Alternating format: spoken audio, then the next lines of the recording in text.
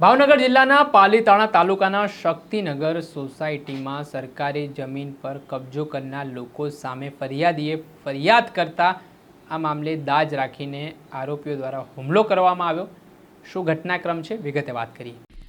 નમસ્કાર મિત્રો, હું લઈને આવી છું તમારા માટે એક એવી સુંદર તક જે તમારા ટેલેન્ટને નવી ઓળખ અને એક નવી દિશા આપી શકે છે।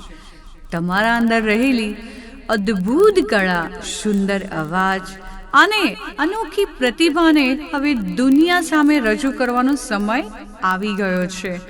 જો તમે તમારા સપનાઓને સાકાર કરવા માંગો છો તો હવે ચિંતા કરવાની કોઈ જરૂર નથી। શું તમે સિંગર છો?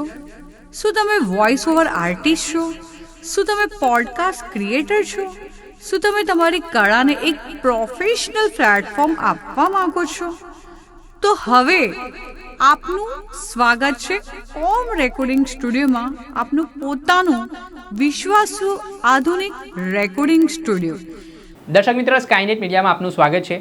વાત કરીએ તો ભાવનગર જિલ્લાના પાલીતાણા તાલુકાના શક્તિનગર વિસ્તારમાં જે સરકારી પડતર જમીન આવેલી છે ત્યાં કેટલાક શખ્સો દ્વારા કબજો જમાવી લેવામાં આવ્યો હતો અને આ મામલે ફરિયાદી દ્વારા ફરિયાદ કરતા અરજી કરતા આ બાબતની દાજ રાખીને આરોપી પક્ષના લોકો દ્વારા ફરિયાદીના ઘરે તોડફોડ કરવામાં આવી, ધાકધમકી આપવામાં આવીને સમગ્ર ઘટનાનો વિડીયો સીસીટીવી ફૂટેજ છે તે વાયરલ થઈ રહ્યા છે। આ ઘટના કેમેરામાં કેદ થઈ હતી અને આને લઈને કાયદો અને વ્યવસ્થાની સ્થિતિ સામે સવાલ પણ ઉઠ્યા। આ બાબતના સંદર્ભમાં હાલ જે ફરિયાદી છે તેમના દ્વારા પાલીતાણા પોલીસ સ્ટેશનમાં ફરિયાદ પણ નોંધાવવામાં આવી છે, જેમાં દ્રશ્યમાં જોઈ શકો છો કેટલાક લોકો લાકડીઓ, ધોકા સહિત પાઇપ વડે હથિયારો સાથે આવ્યા છે અને તોડફોડ કરતા પણ નજરે પડી રહ્યા છે। જે મામલાના સંદર્ભમાં પાલીતાણા પોલીસે 5 જેટલા લોકો સામે ગુનો દાખલ કરીને હવે તેમની ધરપકડ કરવા માટે તપાસના ચક્રો ગતિમાન કર્યા છે।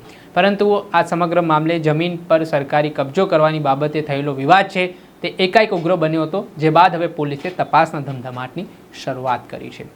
દર્શક મિત્રો, આ અહેવાલ દર્શાવી રહ્યા છે ભાવનગરથી અમારા સંવાદદાતા દર્શન આચાર્ય। આવા જ વિડીયો જોવા માટે સ્કાયનેટ મીડિયા જોતા રહો, લાઇક કરો, શેર કરો।